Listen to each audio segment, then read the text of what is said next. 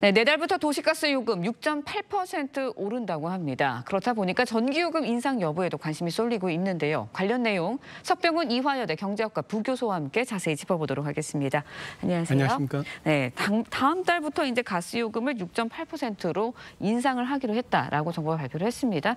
얼마나 구체적으로 오르는 거예요? 예, 주택용 도시가스 도매요금 같은 경우는요. 예. 메가줄당 1.41원 인상하는데요. 서울시 4인 가구 기준으로는 한 달에 도시가스 요금이 약 3,770원 오른다고 보시면 되겠습니다. 그다음에 목욕탕이나 음식점 같은 데서 쓰이는 일반용 도매요금은 메가줄당 1.30원 올라갈 예정입니다. 근데 민수용 도시가스 요금 같은 경우는요. 작년 5월 이후 1년여 만에 올라가는 것인데요. 정부가 그동안에는 물가 등 국민 경제에 미치는 영향을 감안해서 동결을 해왔었는데요. 가스공사의 지금 재무 상태가 좀 심각한 수준까지 안 좋아졌기 때문에요. 불가피하게 상대적으로 여름철에 난방 수요가 적어가지고 서민의 부담이 최소화되기 때문에 이번에 가스요금 인상을 결정하게 되었습니다. 네, 가스공사의 미수금 지난 1분기 수준으로는 13조 원이 넘는다고 합니다. 그동안 계속 적자를 보고 있다 이런 이야기가 들렸잖아요. 근데 요금을 올리게 되면 가스공사의 부채 규모 줄어들 수도 있는 건가요? 예, 그동안에는 그 천연가스를 사와서 도시가스를 공급할 때 그 판매하는 그 판매 대금이요. 천연가스를 사오는 원가에도 미치지 못하다 보니까 이 미수금, 소위 말하는 영업손실이죠. 예. 영업손실이 앵커님께서 지적하신 것처럼 13조 5천억 원에 달해가지고요. 부채 비율도 지금 천문학적인 수준이 되었습니다. 2021년 말에만 해도 부채가 약 26조 원이었는데요.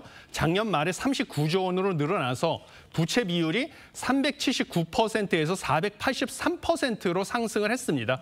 그래서 작년 한 해에만 이자로 1조 6,800억 원을 지출을 했습니다. 근데 이번에 인상을 했다 하더라도요. 일단 그 요금이 원가 수준으로 올라갔기 때문에 추가적으로 미수금이 늘어나는 것만 막았을 뿐이지 네. 지금 부채를 줄이기에는 역부족이라서요. 추가적인 요금 인상은 불가피하다 이렇게 보고 있습니다. 네, 도시가스 요금이 오른다고 하면 전기요금 오르는 거에 대한 그 관심도 쏠릴 수밖에 없거든요. 근데 한전 상황 보면요. 사상 최악의 재무위기 겪고 있다 이런 이야기 나옵니다. 4분기에 전기요금도 인상될 가능성 있나요? 어떻게 보세요? 예, 저도 4분기에 전기요금은 인상이 불가피하다 이렇게 보고 있습니다. 역시 그나마 4분기에는 상대적으로 냉방 수요가 적기 때문에요. 그렇죠. 국민 부담을 최소화하기 위해서는 4분기에는 인상을 해야 된다라고 보고 있습니다.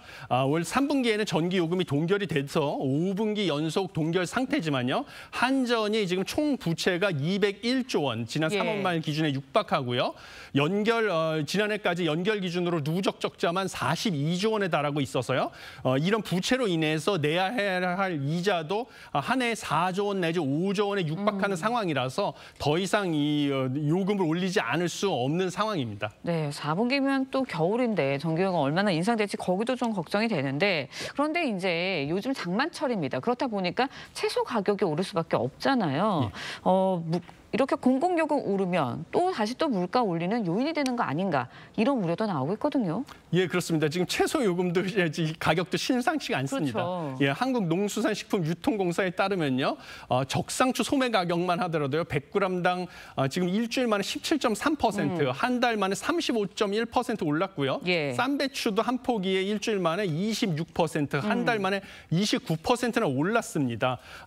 그래가지고 지금 이렇게 기획재정부 같은 발표에 따르면요, 지금 물가 상승률 전망치를 올해 2.6%로 전망을 했습니다.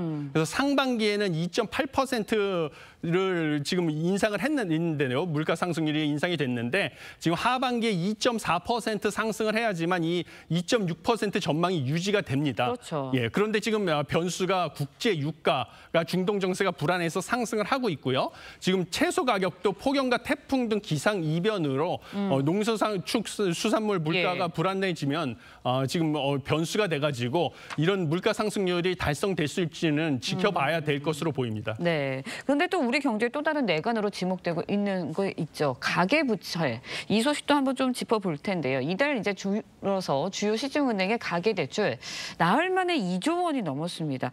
이렇게 넘게 되면 우려가 너무 커질 수밖에 없을 것 같아요.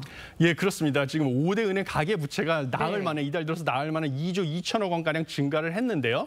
지금 올해 5월, 6월에 매달 5조 원 넘게 늘어나서 급증하고 있었는데 이달 들어서 더 가파르게 증가를 하고 있습니다. 가장 큰 이유는 하반기에 기준금리 인하 시점이 도래했다라고 해서 금리 인하 기대감에 더해서요. 네. 부동산과 주식시장이 과열 양상을 보이게 되니까 이른바 빚을 내서 집을 사고 주식을 사는 영끌, B2 예. 이런 양상이 확산되고 있기 때문입니다. 지금 코스피 같은 경우는요. 2년 5개월 만에 2,800선을 회복했고요. 서울 아파트값도 2년 9개월 만에 최고 상승률을 보여가지고 주식시장과 부동산 시장이 상승 반전을 했습니다.